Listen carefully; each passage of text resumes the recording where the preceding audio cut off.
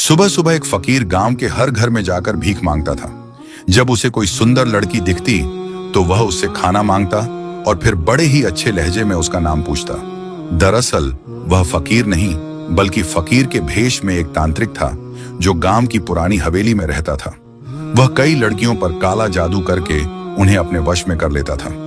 जब तांत्रिक किसी लड़की के नाम का इस्तेमाल कर काला जादू करता तो वह लड़की खुद ब खुद चलकर हवेली पहुंच जाती।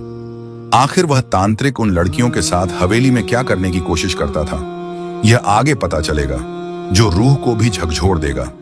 हरी भरी खेतों से घिरा वह गांव मानो एक हसीन तस्वीर था। चारों ओर लहलहाते गेहूं के खेत, किनारे किनारे खजूर और नीम के पेड़, जिनकी छांव में बच्चे खेलते और बुजुर्ग हुक्का गुड़गुड़ाते। सुबह होते ही मस्जिद से अजान की आवाज गूंजती और औरतें घड़े लेकर कुएं की ओर निकल पड़ती। मगर रात होते ही एक अजीब खामोशी छा जाती। लोग जल्दी जल्दी अपने दरवाजे बंद कर लेते। दूर कहीं एक हवेली थी, गांव के छोर पर घने पीपल के पेड़ों के पीछे। वह हवेली गांव के दिल में डर का एक ऐसा बीज थी जो पीढ़ियों से पनप रहा था। बच्चों को डरा डरा कर सुलाया जाता।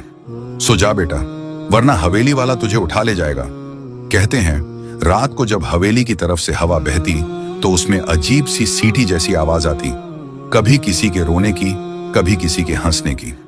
लोग दावा करते थे कि हवेली की टूटी खिड़कियों में लाल रोशनी टिमटिमाती है। कोई कहता वहां चीलें मंडराती हैं, तो कोई कहता किसी लड़की की सिसकियां रात भर सुनाई देती हैं। गांव के बुजुर्ग बताते थे कि कोई उस हवेली के करीब नहीं जाता। जो भी गया लौट कर नहीं आया या फिर पागल होकर लौटा। गांव की औरतें शाम ढलते ही वहां का रास्ता छोड़ देती। जवान लड़कियां तो हवेली का नाम सुनकर ही सहम जाती। इस गांव में डर और आस्था का अजीब सा संगम था। लोग अल्लाह से दुआ करते कि वह हवेली के साये को उनसे दूर रखे, मगर वक्त के साथ वह साया और गहरा होता गया। वह हवेली जो आज खंडहर बन चुकी थी, कभी इस गांव की शान हुआ करती थी। कहते हैं यह हवेली लगभग 100 साल पहले नवाब सलीम शाह की थी। नवाब के पास अपार दौलत, अनगिनत नौकर चाकर और सोने चांदी से सजी हवेली थी, मगर उसकी शान के पीछे उसका जुल्मी स्वभाव छुपा था। गांव वाले उसे मनहूस मानते थे। कहते हैं नवाब की हवेली में कई जवान लड़कियां बेपता हो जाती थीं। कुछ कहते थे कि नवाब उन्हें अपनी हवस का शिकार बनाता और कुछ कहते थे कि वह काले टोने टोटके करता था। एक रात हवेली में खून की ऐसी होली खेली गई कि पूरा गांव दहल उठा। चीखें आसमान तक गईं, मगर दरवाजे कभी नहीं खुले।